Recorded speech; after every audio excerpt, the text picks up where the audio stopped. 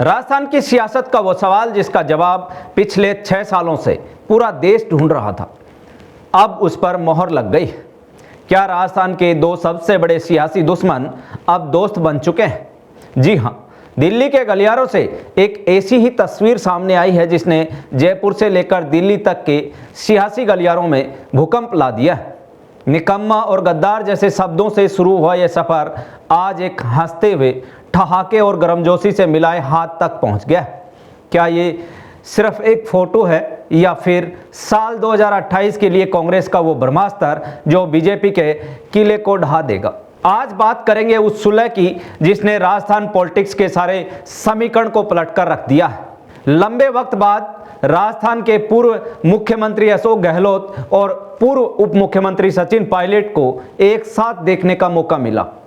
दिल्ली स्थित Congress head office यानी AICC में, जहां ओबीसी एडवाइजरी काउंसिल की बैठक चल रही थी। माहौल गंभीर था, नेता पहुंच रहे थे, लेकिन तभी एक ऐसी घटना घटी जिसकी किसी ने कल्पना नहीं की थी।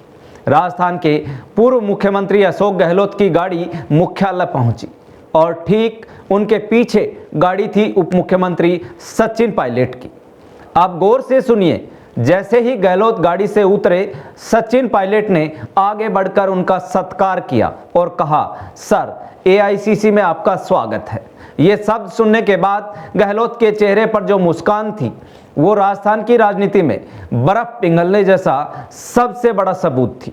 गहलोत ने मीडिया की ओर इशारा करते हुए मजाक में कहा, ये फोटो जरूरी है, आप लोग इधर उधर दिखाते रहते हो कि हमारे बीच बनती नहीं है। इसके जवाब में पायलट ने भी हंसते हुए कहा, हमारे बीच अनबन सिर्फ अफवाहें हैं, ये सिर्फ एक मजाक नहीं था दोस्तों, ये उन करोड़ों कांग्रेस कार्यकर्ताओं के लिए एक सिग्नल था जो अब तक दो गुटों में बटे हुए थे। गहलोत का ये कहना है कि फोटो जरूरी है, साफ इशारा करता है कि आला कमान ने दोनों के बीच उस खाई को पाट दिया है जो 2020 की बगावत से शुरू हुई थी।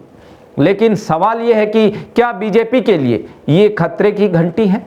यकीनन राजस्थान में बीजेपी की जीत की एक बड़ी वजह कांग्रेस की अंतर्कलह रही है।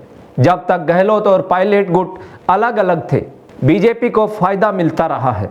लेकिन अगर अब गहलोत ने स्वीकार कर लिया है कि भविष्य सचिन पायलट का है और अगर वो अपना जादू पायलट को सीएम बनाने के लिए इस्तेमाल करते हैं, तो यकीन मानिए 2028 में बीजेपी के लिए राह कांटों भरी होने वाली है। सोचिए, अगर पायलट का युवा जोश और गहलोत का अनुभव एक साथ आ जाए तो राजस्थान की एक बार कांग्रेस एक बार बीजेपी वाली रीत बदल सकती है। क्या यह गहलोत का पायलट को आशीर्वाद है? क्या यह इस बात का संकेत है कि अब पायलट ही राजस्थान में कांग्रेस का चेहरा होंगे? ये सस्पेंस अब बीजेपी के रणनीतिकारों की रात की नींदें उड़ा रहा है। लेकिन रुकिए, राजस्थान की बिसात पर सिर्फ दो ही खिलाड़ी नहीं हैं।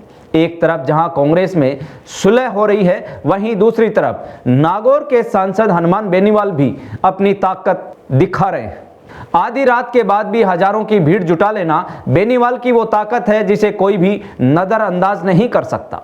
चाहे शादी हो या जागरण हो या आंदोलन का मंच, बेनीवाल की लेट लतीफी उनकी लोकप्रियता का पैमाना बन चुकी है। हालांकि खींवसर की हार ने उन्हें एक बड़ा सबक सिखा दिया है, लेकिन आरएलपी का वर्चस्व कायम करने की उनकी जद्दोजहद आज भी जारी है। राजस्थान की जनता में आजकल बीजेपी कांग्रेस से ज्यादा चर्चा हनुमान बेनीवाल के अंदाज की होती है। आने वाले चुनाव में वो क्या बड़ा उलटफेर करेंगे, ये देखना दिलचस्प होगा। तो क्या 2028 में मुलाकात गहलोत पायलट की जुगलबंदी बनाम बीजेपी होगी, या फिर हनुमान बेनीवाल तीसरे मोर्चे के रूप में सत्ता की चाबी अपने पास रखेंगे? राजस्थान की राजनीति अब एक ऐसे मोड़ पर खड़ी है जहां हर तस्वीर एक नई कहानी कह रही है। आपको क्या लगता है, क्या गहलोत और पायलट की ये सुलह दिल से है या सिर्फ कैमरे के लिए? और क्या सचिन पायलट का राजस्थान का मुख्यमंत्री बनने का सपना अब पूरा होगा? अपनी राय कमेंट बॉक्स में जरूर बताएं और देखते रहिए जागो इंडिया जागो न्यूज चैनल। मिलते हैं अगले वीडियो में, तब तक के लिए नमस्कार।